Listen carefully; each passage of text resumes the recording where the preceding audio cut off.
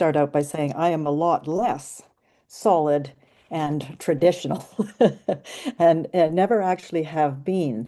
The challenge, I guess, or for me to be a proper academic was that in my first job, or well, my first sort of voluntary work was with the International Council for Adult Education. So I fell into that. I didn't choose it. I was invited by Darcy Martin and to come to help him with the workers' education program of that institution. And of course, the central research of the ICA was participatory research. So I thought that everyone used participatory research. I thought that that was the way that everyone would do. I thought research was meant to matter. I thought it was meant to be engaging and working with people. I thought it was meant to be about social and gender justice and change. I thought that was what research was. So then at the university, running alongside was doing a degree at the university, which I started quite late because I was busy running around the world. But the University of Toronto tried desperately to disabuse me of that notion, but it didn't actually work. So this has always been the way that I think about research. So no matter how I do it, the essence of it is always in the background of my mind that this has to matter, that it has to be valuable to the people that I work with. Um, if you want to, could you please put up the object?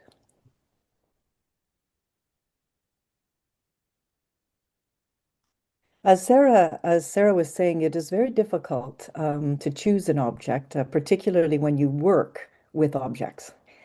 I re realize that they are my life. They are everywhere. And so it was to try to get one that might be able to think about that. But I suppose the mask, and I'm going to talk about it in relation to the project, but I think the mask has been how you masking oneself, the different masks that one wears as one moves in. When you're in a traditional research methods class, you wear a particular mask to hide the beliefs that you actually have about research and all of these different things. So masks allowing you to move in and out of different kinds of spaces, forcing you perhaps to hide, but also to allow you to have multiple identities, as we all do, of course. Um, I fell into arts-based research as well, and I consider myself first and foremost a feminist arts-based researcher because I was invited by a foundation in Toronto, the Laidlaw Foundation, to evaluate, and for reasons I don't know, but to evaluate three of their community-based projects that were using arts and working with artists. And those projects, some of them were just sort of nice projects, very, very important to the community.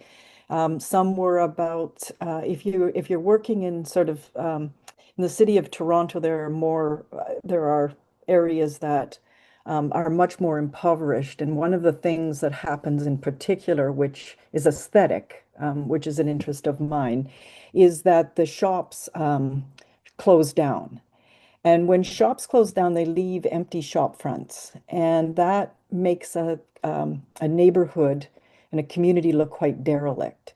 So one of the projects was working with women, using crafts and different things, and then organizing to allow for the shop, organizing shopkeepers to allow them to put those crafts into the windows in order to change the face of the community. It doesn't transform the community, but it actually created a very different aesthetic and a very different feeling about the community. But another project in particular, and I see Deborah Barnt is coming next, and she may also speak about this one. But the one that had the most influence on me was it was a group of environmentalists, CUPE, which is one of Canada's biggest public unions, and artists came together to paint garbage trucks to reflect the environmental issues that they were taking up. So CUPE had an idea around recycling and compost, and the artists were all sort of interested in environmental arts. And then, of course, the other really key aspect of this was the lorry drivers themselves. So they were also part of it. So we had environmental organizations and artists, the lorry drivers, the CUPE lorry drivers. So they're the ones that drive these lorries every single day. And what happened? So this was an interesting project because the lorries, the rubbish lorries, belong to the city of Toronto. So therefore, they had to have permission from the city of Toronto, and to do the project. And what so just to make this, it's quite a long story, but to make it short, they did paint these trucks, but it was based on an issue that was extremely controversial because the government of Ontario was going to ship its waste by train to a small northern community and dump the waste into these abandoned mine shafts. Now, the government said that this would be that this was environmentally sound and there would be no problems. But of course, few people believed that because this was a government that was cutting all environmental regulations.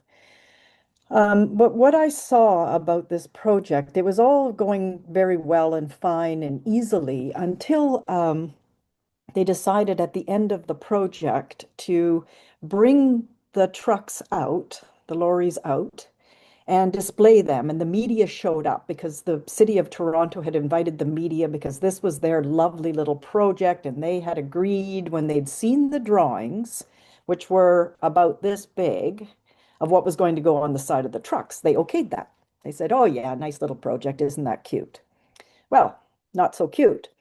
Because when it went up onto the lorry, I don't know how many of you have been around these trucks, but they're massive. You actually have to need scaffolding to paint them because they're huge. And when the image went up, it was an image of a train, stinking garbage, happy politicians, dollar signs all around their heads, because of course this was a money-making scheme that was going on. And the media was there in full force. And maybe I should have chosen that image, but the mask is also important. So what happened is I was standing right beside the media. I'm the evaluator of the project for a charitable foundation. And the name of the place that they were going to dump the abandoned mine place was called Kirkland Lake. So that was where the abandoned mine was, way up in northern Ontario. And I was standing beside the media. There's a whole row of them, all with their cameras already on. And one of the guy right beside me said, "It's Kirkland Lake. It's Kirkland Lake."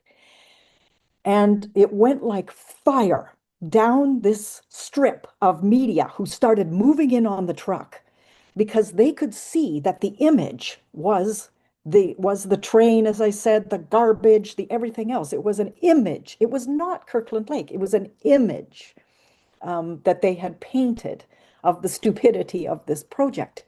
And there was a counselor there who had been running around happily in front of the truck. You know, how proud, one of the municipal counselors, he was so excited and so proud. And when the media started to move in, he went insane. And he started to scream that they had to get the truck off the lot. They had to drive it away. He's screaming for the lorry drivers to come and get that thing out of there.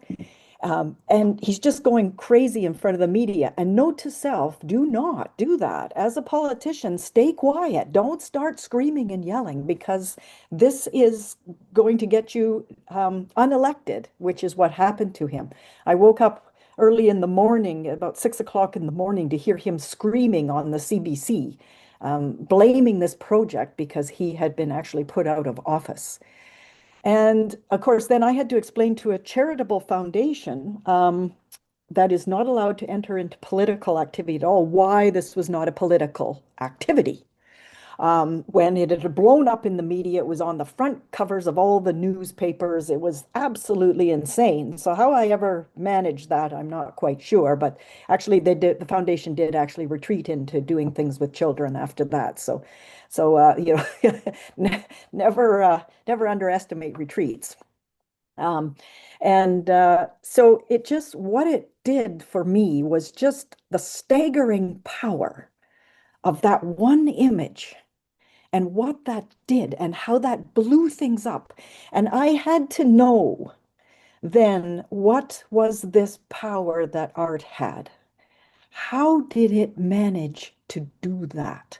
And that started me on a trajectory towards arts-based education, teaching, and research.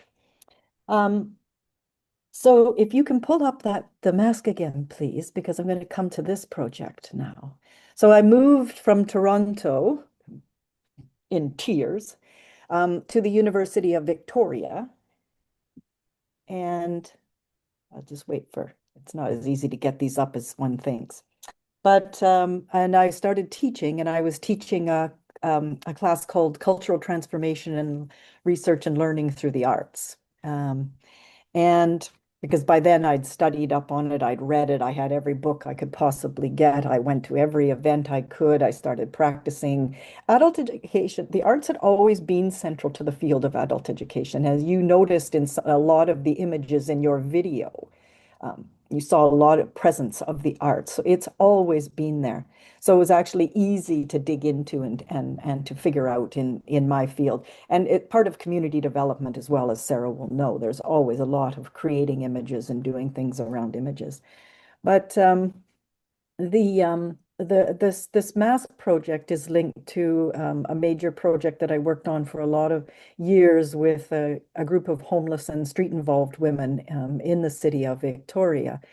The Open Door, which was an organization, it's now called no, it's called Our Place. Now it's Open Door.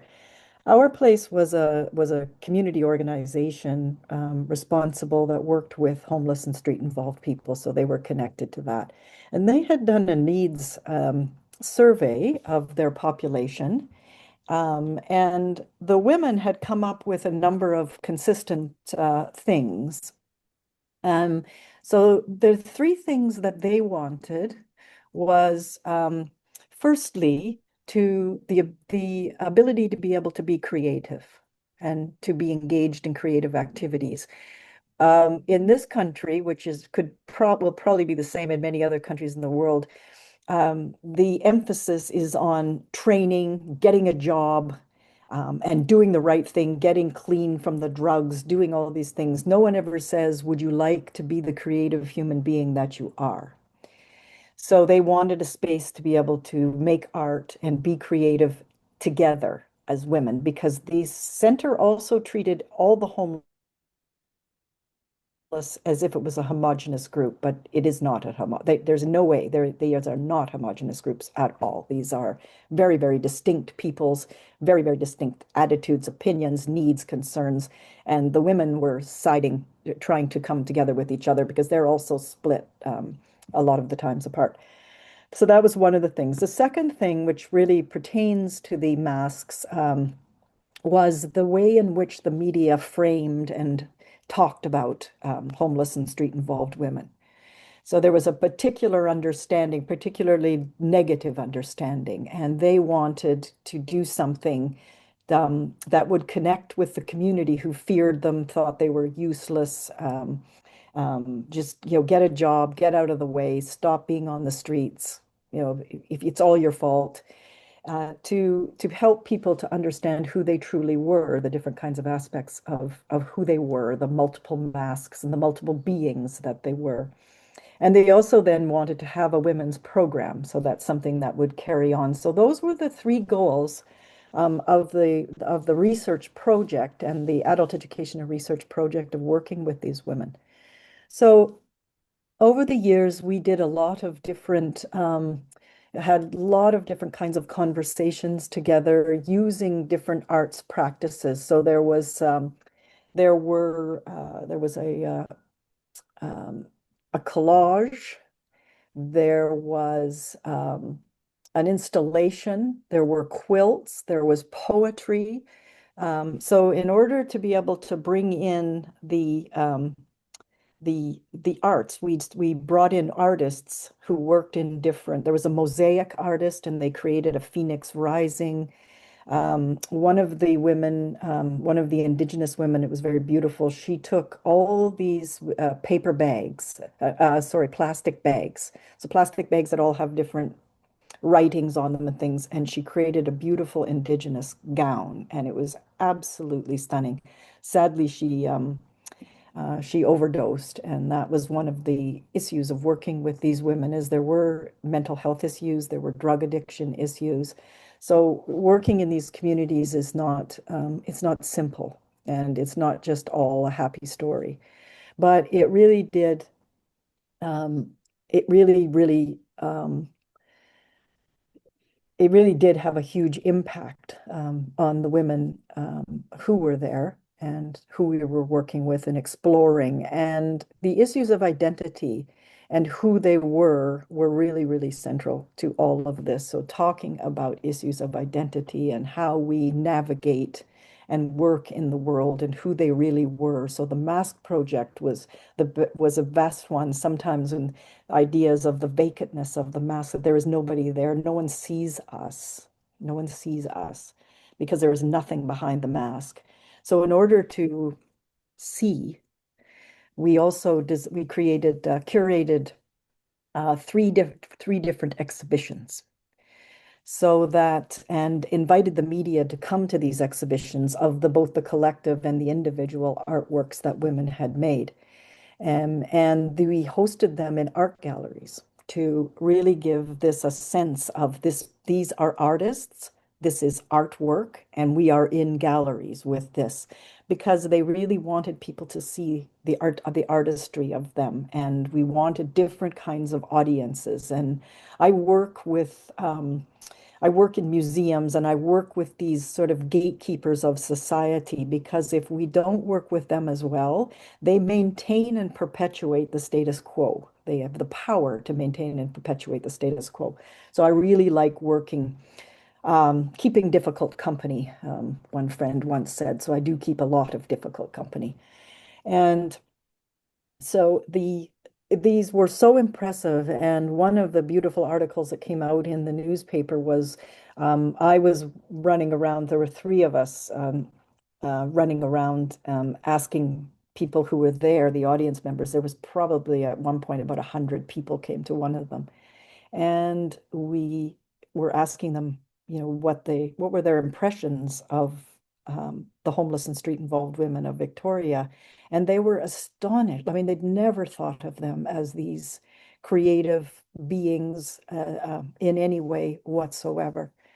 But the mask project was one of the key ones, I think, to them really being able to think about who they were, their strengths, not just the discrimination they faced and the violence that they faced. The other thing that was really interesting, when we would have conversations, women would say things like, when I finished my master's degree, and I did my PhD in South Africa.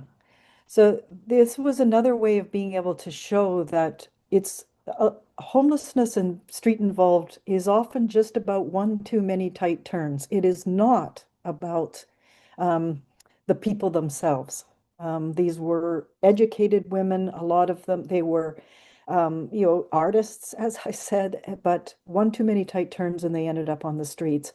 And one of the main reasons they ended up on the streets was violence. So they were fleeing violent situations. And that also came out very clearly in a lot of things. And um, so um, it was for me one of the most powerful examples of the work that I had done when I first came and with the arts, and then began to see just how, again, why the arts matter. And it mattered a lot. We could have had many conversations just talking about identity and talking about things like that, but to be able to culminate that into a visual spectacle was what changed and transformed their lives, my life, the lives of the people who came, the sort of ways of seeing. So rendering something visible can change how we see, feel, know. So that, again, this is why I work predominantly in the visual arts, although poetry is another way of doing that. But the visual arts, they can capture such attention. So this research project became so much more. And I wrote an article. I wrote an article. We wrote articles together about the thing, and let's pretend that 10 people read it. But thousands of people come through the exhibitions because I've also done other exhibitions, one on disobedient women, and this is the working collectively with women to bring women make things for them, but they also bring them. So it's been a thing that I've carried on.